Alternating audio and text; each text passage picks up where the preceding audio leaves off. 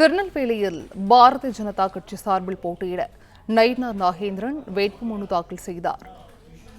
இதுகுறித்த முழு விவரங்களை செய்தியாளர் நாகராஜன் வழங்க கேட்கலாம். நாகராஜன் வணக்கம். இது தொடர்பான விவரங்கள்.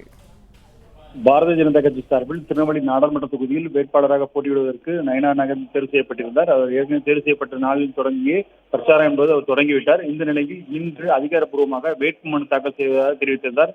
அந்த அடிப்படையில் இன்று மதியம் தற்போதுதான் அவர் மாவட்ட ஆட்சியர், நெல்லை மாவட்ட ஆட்சியரும் தேர்தல் நடத்தும் அலுவலருமான கார்த்திகேயனிடம் தனது வேட்புமனு தாக்கல் செய்திருக்கிறார். இதனை அடுத்து அவர் தற்போது செய்தியாளர் சந்தித்து இது குறித்து தகவல் தர இருக்கிறார். இதுக்கு அடுத்து தொடர்ச்சியாக தலைவர் எங்களுக்கு மாலை அணிவித்துவிட்டு தேர்தல் பிரச்சாரத்தை முறைப்படி தொடங்க இருப்பதாகவும் தெரிவித்திருக்கிறார். விவரங்களுக்கு நன்றி நாகராஜன்.